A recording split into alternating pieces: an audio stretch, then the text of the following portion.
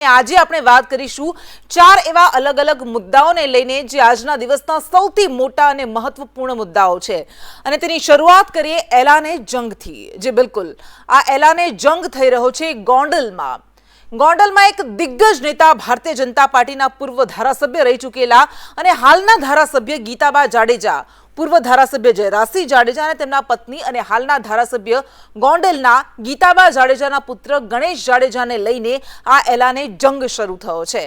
કારણ કે ગણેશ જાડેજા સામે કેટલાક ગંભીર આરોપ લગાવવામાં આવ્યા છે સંજય સોલંકી નામના એક દલિત યુવાન દ્વારા। આ યુવાને આરોપ લગાવ્યા કે ગણેશ જાડેજાએ તેની સાથે મારપીટ કરી, અપહરણ કર્યું અને તેનો નગ્ન વિડીયો બનાવીને તેને ઢોર માર માર્યો હતો। ત્યારબાદ તેની સામે અનેક ફરિયાદો નોંધાવવામાં આવી, જાનથી મારી નાખવાની પણ તેમાં સામેલ છે। અને ત્યારબાદ અત્યારે જે રીતે વિરોધ સામે આવી રહ્યો છે આખા ગોંડલમાં, આજે ધોરાજીથી જૂનાગઢથી ગોંડલ સુધી, કારણ કે સંજય સોલંકી નામનો યુવક જે જૂનાગઢનો હતો અને તેના પિતાએ રાજુ સોલંકીએ પણ કેટલીક ફરિયાદો કરી છે, આરોપ લગાવ્યા છે અને આ બધા વચ્ચે જે દ્રશ્યો મેં આપણે બતાવી રહ્યા છે આ દ્રશ્યો છે જૂનાગઢથી ગોંડલ સુધી આજે જે પ્રતિકાર રેલી કાઢવામાં આવી, મહાસંમેલન કરવામાં આવ્યું અનુસૂચિત જાતિના લોકો દ્વારા, દલિત સમાજ દ્વારા, અને તેમના દ્વારા એ પડકાર ફેંકવામાં આવ્યો કે તમે ગમે તેટલા મોટા માણસ હો પરંતુ અમે કોઈનાથી ડરતા નથી, ન્યાય માટે અમે લડીશું। બાબા સાહેબ આંબેડકરે સંવિધાનમાં અમને જે અધિકારો આપ્યા છે તેના માટે અમે લડીશું અને આવી રીતે ખુલ્લો પડકાર ફેંકવામાં આવ્યો છે એક દબંગ નેતાને, તેમના પુત્રને। કારણ કે જયરાજસિંહ જાડેજા એક બાહુબલી નેતા તરીકે તેમની ઓળખ છે, વારંવાર જે રીતે અલગ અલગ વિવાદોને લઈને તેઓ સામે આવતા રહે છે અને આ બધા વચ્ચે ગણેશ જાડેજા તેમના પુત્ર ગણેશ ગઢમાં લઈ જઈને સંજય સોલંકી નામના યુવાનને મારવામાં આવ્યો હતો અને તેના વિરોધમાં જ આ બાઇક રેલી કાઢવામાં આવી છે જે દ્રશ્યોમાં અમે આપને બતાવી રહ્યા છીએ।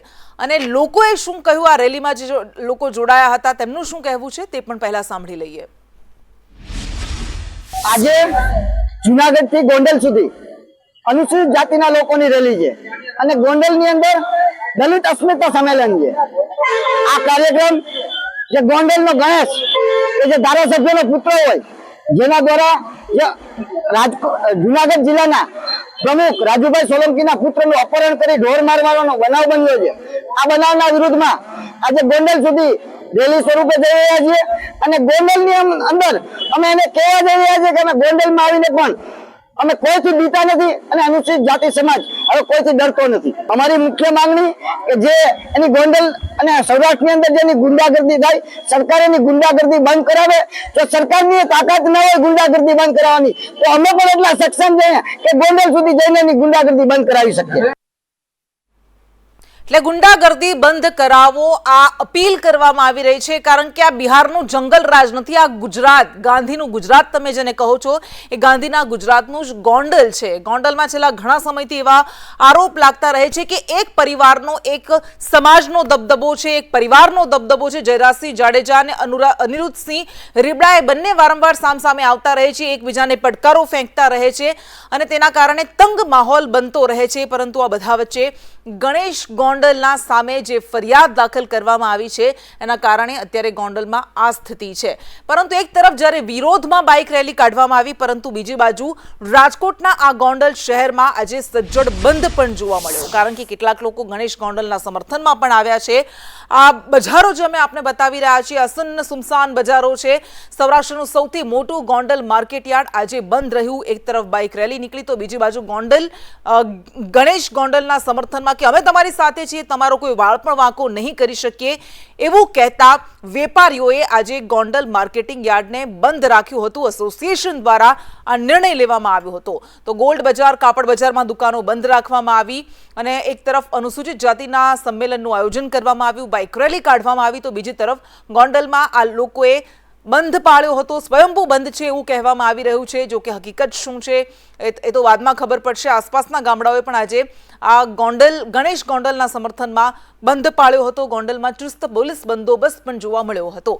એટલે એલાને જંગ એટલા માટે જ કહેવામાં આવી રહ્યું છે કારણ કે એક બાજુ પ્રચંડ વિરોધ થઈ રહ્યો છે તો બીજી બાજુ ગણેશ ગોંડલ, તેમના પિતા જે કદ્દાવર નેતા છે ભારતીય જનતા પાર્ટીના, અને જયરાજસિંહ જાડેજાના પિતા પણ એક કદ્દાવર નેતા હતા અને એના કારણે આ પરિવારનો દબદબો રહેલો છે આ વિસ્તારમાં।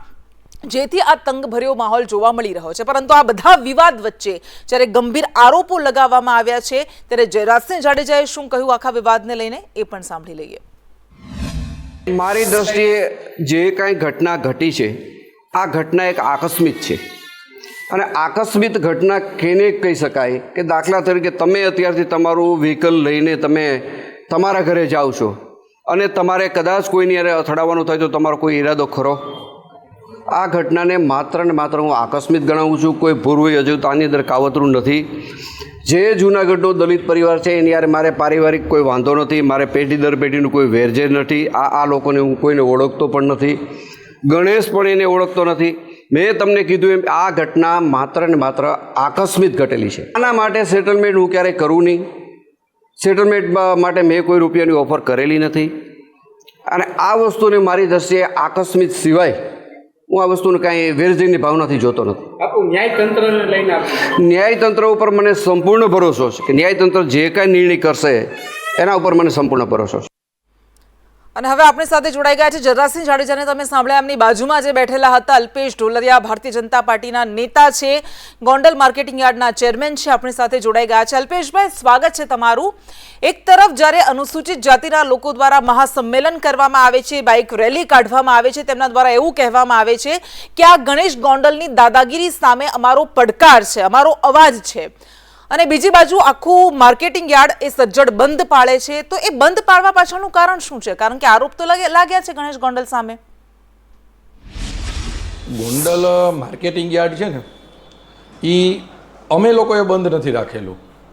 ગોંડલ માર્કેટિંગ યાર્ડ ચાલતું હોય, અમારું કમિશન એજન્ટ એસોસિએશન હોય, અમારું વેપારી એસોસિએશન હોય, અમારું મજદૂર સંઘ એસોસિએશન, આ બધા એસોસિએશને અમને લખીને લેખિતમાં આપ્યું કે 12 તારીખે ગણેશભાઈના સમર્થનમાં ગોંડલ માર્કેટિંગ યાર્ડ અમારે બંધ રાખવું છે.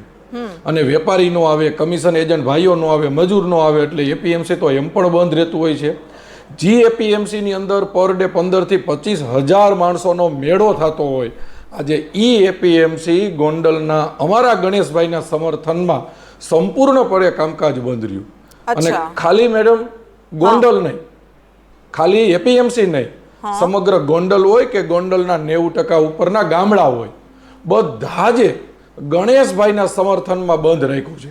અને એની પાછળનું કારણ એ છે કે ગણેશભાઈ છે ને એ ખાલી એના પરિવારની વ્યક્તિ નથી, ગોંડલના ગણેશભાઈ છે અને ગણેશભાઈનું ગોંડલ છે. એટલે લોકોએ પ્રેમ આપ્યો, એટલે લોકોએ સમર્થન આપ્યું કે જ્યારે ગણેશભાઈ ઉપર કોઈ આક્ષેપ કરે અને ગણેશભાઈની છબી ખરડાવવાના પ્રયત્ન કરી લે તો આ ગોંડલ ચાખી ન લે ને એટલા માટે ગોંડલના લોકોએ બંધ રાખ્યું છે. અચ્છા અલ્પેશભાઈ, તમે કહી રહ્યા છો કે અમારા ગણેશભાઈના સમર્થનમાં અમે બંધ રાખ્યું છે. ગણેશભાઈનું ગોંડલ છે ને ગોંડલ એ ગણેશભાઈનું છે, ગોંડલના ગણેશભાઈ છે, પરંતુ આ ગણેશભાઈ સામે ખૂબ ગંભીર આરોપો લાગ્યા છે. જેવા તેવા આરોપો નથી લાગ્યા અને એના વિડીયોઝ પણ એ લોકો કહી રહ્યા છે ફરિયાદી કે અમારી પાસે છે, એ જાહેર થયા છે. અમારા ગોંડલના લોકો ગણેશભાઈને ક્યારેય આરોપી ન કરી કે અમને ગોંડલના લોકોએ બાબા સાહેબના બંધારણ ઉપર, સંવિધાન ઉપર અને અમને ન્યાયતંત્ર ઉપર ભરોસો છે કે એક સમયે અમારા ગોંડલના ગણેશભાઈ ઉપર જે કાંઈ આરોપ લગાવવામાં આવ્યા છે ને એ બધામાં અમારા ગણેશભાઈ નિર્દોષ સાબિત થશે. એનું કારણ એ છે કે ગોંડલની અંદર રાજનીતિની અંદર જયરાજસિંહે ગોંડલને પોતાનો પરિવાર ગણ્યો છે, એટલે જ ગણેશભાઈ અમારા ગોંડલના છે. એ રાજનીતિને એના 30 વર્ષ અત્યારે પૂરા થાય છે અને હજી ગોંડલની જનતાને ભરોસો છે. અચ્છા, તો નહીં, પણ આ તો આરોપો તો ગંભીર છે ને, ભલે તમને એટલો બધો વિશ્વાસ હોય. અચ્છા, ગણેશભાઈ ઉપર એક આરોપ લાગ્યો છે. હા, અને આરોપી અમારો કહેવાનો શબ્દ નથી, એ તો કાયદાકીય શબ્દ છે. આરોપો લાગેલા છે એટલે આરોપી છે. અમે ન કહી શકીએ એવું ન હોય. તમે અત્યારે જે શબ્દ બોલ્યા ને, તમે જે અત્યારે જે શબ્દ બોલો છો ને ગણેશભાઈ માટે કે નાના નાના માણસોને દબાવે છે, ઈ વાતમાં જ તમે ભૂલ ખાવ છો. અચ્છા, ગોંડલમાં જો ગણેશભાઈ બધાને દબાવતા હોય તો અત્યારે ગોંડલ સમગ્ર આખું ગોંડલ તાલુકો હોય, શહેર હોય કે માર્કેટિંગ યાર્ડ હોય, ગોંડલના ગણેશભાઈના સમર્થનમાં બંધ શું કામ રહીએ?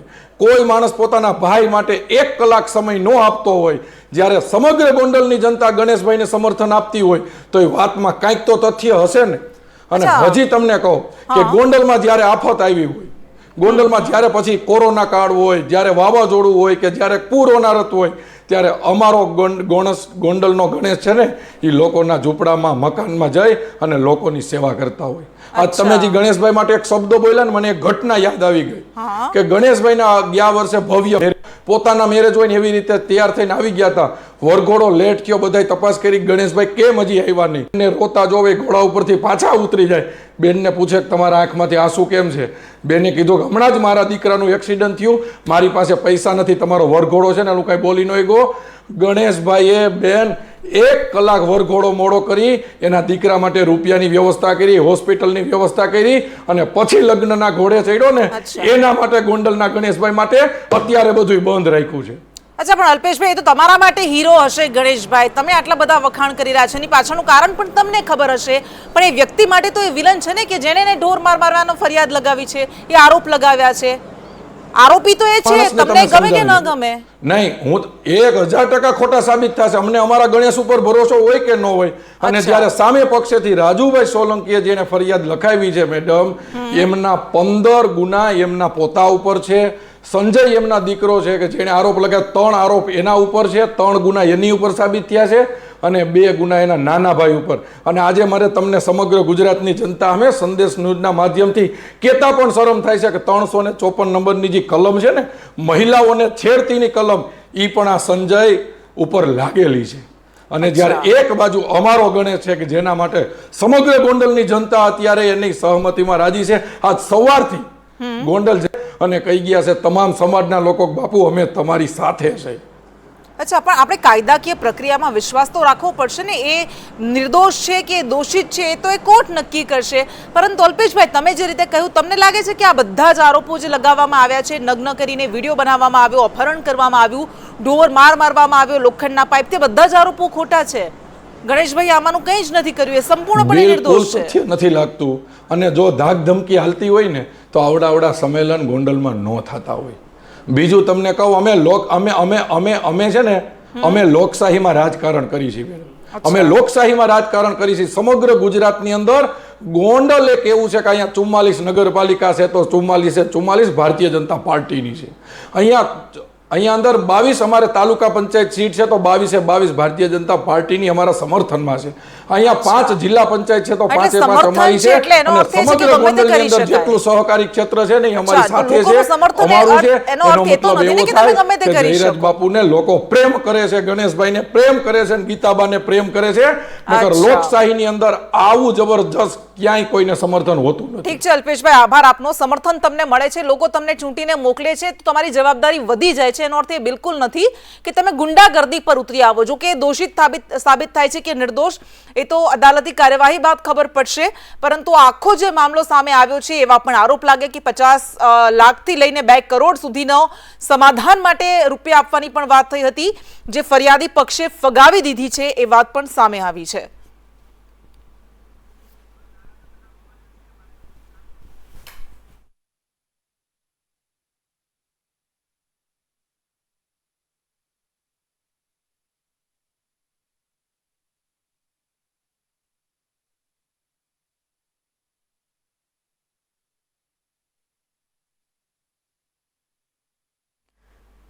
અને જ્યારે ધરપકડ કરવામાં આવી ગણેશ જાડેજાની અને એમની સાથે કેટલાક આરોપીઓની જેમને માર્યો હોવાની ફરિયાદ છે, ત્યારે એ ગણેશ જાડેજાના ચહેરા પર સ્મિત ઝળકાતું હતું, જાણે કોઈ મોટું કામ કરીને આવ્યા હોય એ પ્રકારના તેમના હાવભાવ હતા.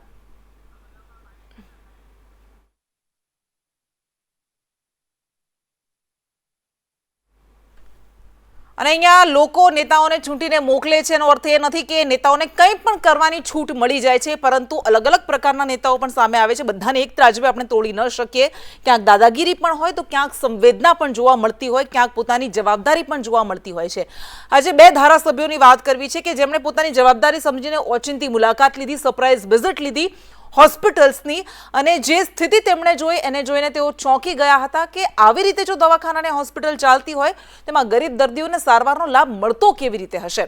સૌથી પહેલા આપણે દ્રશ્યો બતાવીએ. એ નસવાડીના, છોટાઉદેપુરના નસવાડીના સંખેડાના દ્રશ્યો છે કે જ્યારે સંખેડાના ધારાસભ્ય અભયસિંહ તડવી ઓચિંતી મુલાકાતે પહોંચ્યા હતા એક દવાખાનાની, હોસ્પિટલની, અને આ દવાખાનામાં એઓ જાતે પોતે સફાઈ કરવા લાગ્યા હતા સાવરણી લઈને, કારણ કે નવું લાખોના ખર્ચે વસાવવામાં આવ્યું હતું એક્સરે મશીન. એ મશીન ધૂળ ખાઈ રહ્યું હતું, એ દર્દીઓના કોઈ ઉપયોગમાં નહોતું આવતું. એ કોના કારણે, કોની બેજવાબદારીથી, કોની બેદરકારીથી, એ સવાલ થાય. અને શું તેમના પર કોઈ કાર્યવાહી થશે કે કેમ?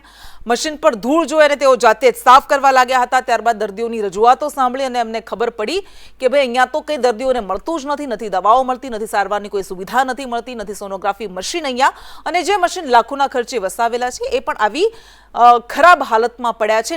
નવા નક્કોર પેટી પેક મશીન છે પણ ઉપયોગમાં લેવામાં નથી આવતા. એનો શું ખર્ચ થતો હશે એ પણ સવાલ થાય.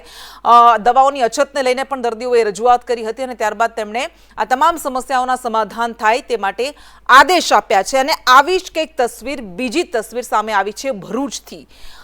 એ દ્રશ્યો પણ અમે આપને બતાવીશું, કારણ કે ભરૂચમાં જે રીતે દ્રશ્યોમાં બતાવી રહ્યા છે, જંબુસરના ધારાસભ્ય છે ડીકે સ્વામી. આ ધારાસભ્ય જ્યારે જંબુસરની હોસ્પિટલે પહોંચ્યા હતા ત્યારે કેવી રીતે અધિકારીઓને કર્મચારીઓની લાલિયાવાડી, સરકારી અધિકારીઓની કર્મચારીઓની લાલિયાવાડીનો અનુભવ આપણે તો કરતા જ હોઈએ છીએ, પરંતુ એ ધારાસભ્યને પોતાને પણ થઈ ગયો. એમને ખબર પણ હશે કદાચ, જ્યારે તેઓ હોસ્પિટલ પહોંચ્યા ત્યારે ત્યાં અધિકારીઓ કે કર્મચારીઓ હાજર નહોતા અને તેમ છતાં હાજરી પત્રકમાં કાગળ પર આ બધા કર્મચારીઓ હાજર હતા, તેમની હાજરી બતાવતી હતી. તેમાં કામ કેવી રીતે કરતા હશે તે સવાલ થાય. એટલે ડીકે સ્વામીને પણ કંઈક આવો જ અનુભવ થયો છે અને એમણે પણ રજૂઆત કરી છે. તેઓ પોતે રોષે ભરાયા અને જવાબદાર લોકો સામે કાર્યવાહી કરવાની તેમણે વાત કરી છે. પરંતુ આવી સ્થિતિ છે આપણી હોસ્પિટલ્સની, આપણી દવાખાનાની. થોડા સમય પહેલા આપણે બતાવ્યું હતું કે કેવી રીતે દવાખાનાના હોસ્પિટલ્સમાં કૂતરા ફરી રહ્યા હતા, કેવી રીતે સાધનો ધૂળ ખાઈ રહ્યા હતા અને હોસ્પિટલ્સ કેટલી બીમાર અવસ્થામાં છે એ બતાવ્યું હતું. અભયસિંહ તડવી એ ધારાસભ્ય નસવાડીના કે જેઓ પોતે સરપ્રાઇઝ વિઝિટ લેવા માટે પહોંચ્યા હતા, આપણી સાથે જોડાઈ ગયા છે. અભયસિંહજી, સ્વાગત છે આપનું સંદેશ ન્યૂઝમાં. આપ દવાખાનામાં પહોંચ્યા, હોસ્પિટલમાં પહોંચ્યા અને જાતે જ સાવરણી લઈને સફાઈ કરવા લાગ્યા હતા. તો શું આપની પાસેથી જાણવું છે કે કઈ સ્થિતિમાં હતી આ હોસ્પિટલ? આજે કાર્યકર્તાનો મારા પર ગઈકાલે ફોન આવેલો હતો કે દવાખાનામાં વ્યવસ્થા જળવાતી નથી. આજે અચાનક જ હું દવાખાનામાં પહોંચ્યો અને ત્યાં દર્દીઓને જમવાનું મળતું નહોતું, કોન્ટ્રાક્ટ રિન્યુ થયો નથી એવું જાણવા મળેલ છે. સોનોગ્રાફી મશીન પણ નથી, એટલે બહેનોને બોડેલી જવું પડે છે. પછી સીબીસી મશીન પણ નથી અને નવું એક્સરે મશીન આવી ગયું છે, એની પણ ચાલુ કર્યું નથી. દવાઓ પૂરતી નથી, બહારથી થોડી મંગાવવી પડે છે એવું ડૉક્ટરે અને દર્દીઓએ મને જણાવેલ. એટલે ત્યારે ડૉક્ટરને પૂછતા 4-5 દવાઓ છે, બીજી બધી બહારથી લાવવી પડે છે એવું દર્દીઓએ જાણવા મળે. એટલે આ અંગે મેં માન્ય કલેક્ટર સાહેબ અમારા ખૂબ જાગૃત છે, એમને વાત કરી, સાહેબ આવી પરિસ્થિતિ આ દવાખાનામાં છે. અને આરોગ્ય અધિકારી શ્રી અમારા ચોબીસાને પણ વાત કરી કે ભાઈ જો એક્સરે સોનોગ્રાફી મશીન લાવવું હોય, બહેનોને બોડેલી જવું પડે છે, તો જો મારી ગ્રાન્ટ ચાલતી હોય તો હું પણ આ ગ્રાન્ટમાંથી મશીન દરખાસ્ત કરું ને આવી જાય. આવી વ્યવસ્થા માટે મેં જાગૃતિ બતાવી છે અને કલેક્ટર સાહેબે મને આશ્વાસન આપ્યું છે કે 2-3 દિવસની અંદર આ તમામ ખૂટતી સુવિધાઓ પૂરી થઈ જશે, દવાખાનામાં રાબેતા મુજબની સુવિધાઓ મળશે એવી મને હૈયાધારણ આપી છે. અચ્છા અભયસિંહજી, આ તો સારું થયું કે તમે સરપ્રાઇઝ વિઝિટ લીધી, તમને ખબર પડી કે અહીંયા લાલિયાવાડી ચાલી રહી છે, લાખોના ખર્ચે વસાવેલા મશીન આવી રીતે ધૂળ ખાઈ રહ્યા છે. પરંતુ આ તો તમે ત્યાં ગયા, ઘણા બધા ધારાસભ્યો તો જતા જ નહીં હોય, એમને જવાબદારી સમજાતી જ નહીં હોય, તો પછી એવી રીતે તો પછી લોકોના માટે મશીન વસાવવામાં આવ્યા છે તો લોકો ઉપયોગ જ ન કરી શકે. એ તો દર્દીઓને ફાળે ક્યારેય આવે જ નહીં, તો પછી જવાબદાર કોણ આમાં?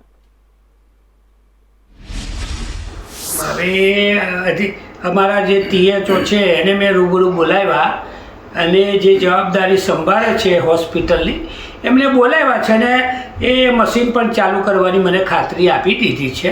એટલે જે વસ્તુ બાકી રહી ગઈ હતી એનું ધ્યાન મેં ઉપર દોર્યું છે.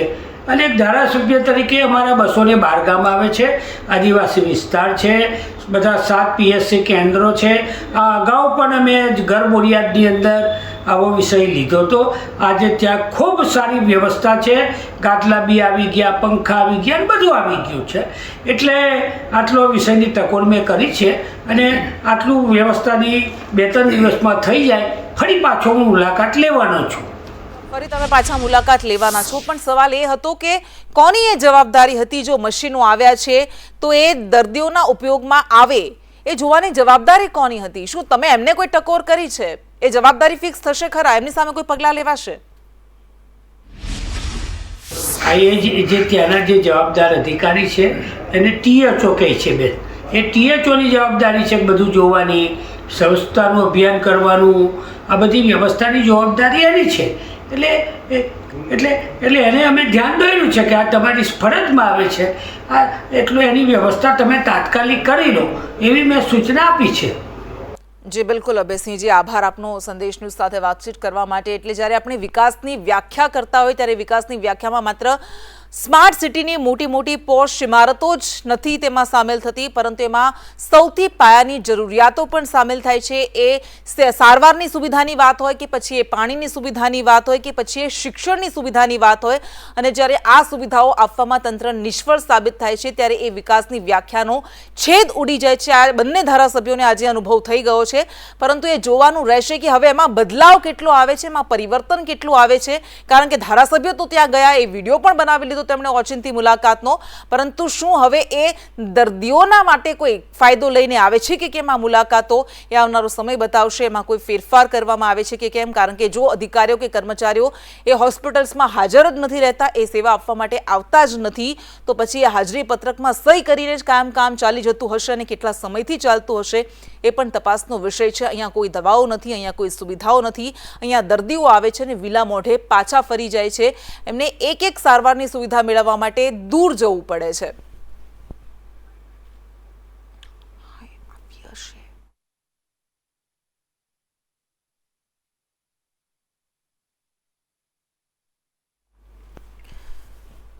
અને આવા જ કંઈક દ્રશ્યો આપણે થોડા સમય પહેલા જ્યારે વાત કરી હતી એ મુદ્દે પણ ચર્ચા કરી હતી કે આવી સ્થિતિ કેમ છે આપણી હોસ્પિટલ્સની. કારણ કે જ્યારે દવાખાનામાં લોકો સારવાર લેવા માટે પહોંચે છે ત્યારે એ દવાખાના જ બીમાર અવસ્થાઓમાં જોવા મળે છે.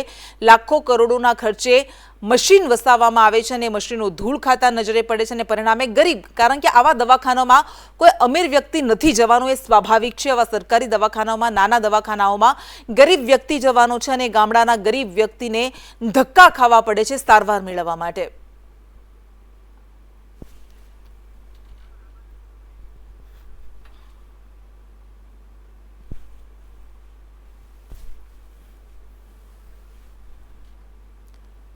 અને આ તો આપણે કરી સારવારની સુવિધાની વાત, પરંતુ આવી જ એક પાયાની જરૂરિયાત છે, જીવન જરૂરિયાત છે, એ છે પાણીની. જલ જે જીવન છે એવું આપણે જાણીએ છીએ, એવું આપણે નાનપણથી ભણતા આવ્યા છે અને કદાચ આ જ આશય સાથે જલ જીવન મિશનની શરૂઆત કરવામાં આવી હતી સરકાર દ્વારા.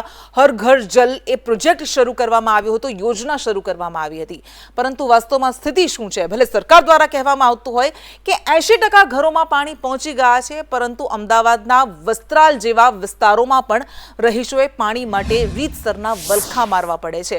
આ દ્રશ્યો જે અમે આપણે બતાવી રહ્યા છીએ, જેમાં દિલ્હીમાં આજે સુપ્રીમ કોર્ટે ફટકાર લગાવી છે દિલ્હી સરકારને કે આ ટેન્કર રાજ, આ માફિયા રાજ કોણ ખતમ કરશે ટેન્કરોનું. પરંતુ એવું નથી કે માત્ર દિલ્હીમાં જ છે, અમદાવાદ અને રાજકોટ જેવા શહેરોમાં પણ આપણે અવારનવાર જોતા આવીએ છીએ અને આ સમસ્યા ઉનાળામાં ખૂબ વિકટ બની જતી હોય છે. આ વસ્ત્રાલના દ્રશ્યો અમે આપણે બતાવી રહ્યા છે કે જ્યાં સુંદરમ આવાસ યોજનાના લોકો પાણી માટે રીતસર આવી રીતે વલખા મારી રહ્યા છે. જ્યારે પાણી આવે છે ત્યારે લાઈન લગાવવી પડે છે, મહિલાઓ બેડા લઈને ત્યાં પહોંચી જાય છે અને એમાં બાળકો પણ પાણી ભરવા માટે આવી રીતે જદ્દોજહદ કરતા નજરે પડે છે.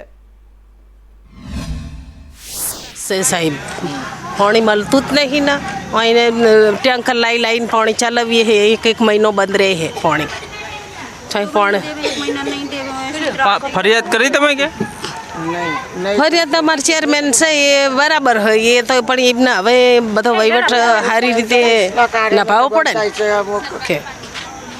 પાણીની સમસ્યા કેટલા ટાઈમથી છે અને કેટલી તકલીફ પડી રહી છે પાણી વગર? આમાં તો પાણીની તકલીફ તો 2 મહિના 3 મહિના ચાલે અને પછી પાછું એનું એક થઈ જાય. 2 મહિના બંધ થઈ જાય, 1.5 મહિનો થઈ જાય, 3 મહિના થઈ જાય. આવી રીતનું પાણીનું કોઈ નક્કી જ નહીં હોતું. કોઈ બી ટાઈમે પાણી બંધ થઈ જાય ને એવું હોય શકે કે મેન્ટેનન્સ નહીં ભર્યો એના લીધે બંધ થઈ જાય છે. એવી રીતે કહેવાય છે. મેન્ટેનન્સનું લોકોનું બધાનું ભરણ નહીં આવતું એના લીધે થઈ જાય છે. એ રીતે વાત થાય. એટલે તમે લોકો જે અહીં રહો છો મેન્ટેનન્સ ભરો છો? મેન્ટેનન્સ પડે પણ મેન્ટેનન્સ ભરતા એટલું ને એટલું જ બિલ ઉતારે છે. એનું અમને કંઈક જાણતા ને કહેતા નથી કે મેન્ટેનન્સ ભરતા એટલું જ બિલ બતાવે. મેં અહીંયા 5 વર્ષથી રહે પણ મેન્ટેનન્સ ભરતા બિલ એટલું ને એટલું જ બતાવે. પાણી તો અમે બહારથી ઉચકી લાવીએ છીએ. કેટલું દૂર પાણી લેવા જવું પડે? સામે અમે મારા થાય છે પાણી આવે બોર્ડમાં પાણી આવતું નહીં. મહિનો થવા આવ્યો, મહિનોથી પાણી તો અમે બહારથી ભરીએ છીએ. મેન્ટેન ભરે બીજા ના ભરે એને હેરાન થવાનું. મારે 4 મહિનામાં એક વખત કપાઈ જશે. 4 મહિનામાં એક વખત કપાઈ જશે. પાણી બોર ઓલું કપાઈ જશે, લાઇટ કપાઈ જશે. એના લીધે પાણી બનશે. અને છેલ્લે હવે જતા જતા વાત કરીએ કે રાહુલ ગાંધી કે જેઓ આ વખતે લોકસભાની ચૂંટણી 2 બેઠકો પરથી લડ્યા હતા. એક ઉત્તર ભારતની ઉત્તર પ્રદેશની રાયબરેલી બેઠક પરથી લડ્યા હતા અને બીજી હતી દક્ષિણ ભારતની કેરલાની વાયનાડ બેઠક. આ વખતે બંને બેઠક પરથી રાહુલ ગાંધી જીતી ગયા છે, પરંતુ નિયમ પ્રમાણે એક બેઠક તેમણે ખાલી કરવી પડશે. આખા દેશમાં એ સવાલ છે કે રાહુલ ગાંધી કઈ બેઠક ખાલી કરશે, રાયબરેલી કે પછી વાયનાડ, જ્યાંથી ગત વખતે તેઓ જીત્યા હતા અને વાયનાડ બેઠકે તેમને સાંસદ તરીકે સંસદમાં રાખ્યા હતા જ્યારે તેઓ અમેઠી પરથી હારી ગયા હતા. આ વખતે શું થશે? રાહુલ ગાંધી આજે વાયનાડમાં પહોંચ્યા, તેમણે રેલી કાઢી, લોકોનું અભિવાદન ઝીલ્યું અને એ વખતે તેમણે આ પ્રશ્નનો શું જવાબ આપ્યો એ પણ સાંભળી લઈએ. I have a dilemma in front of me. The question is, will I be member of parliament of Wayanad or will I be member of parliament of Raebareli? What I will commit to you is that both Wayanad and Amethi and Raebareli will be happy with my decision.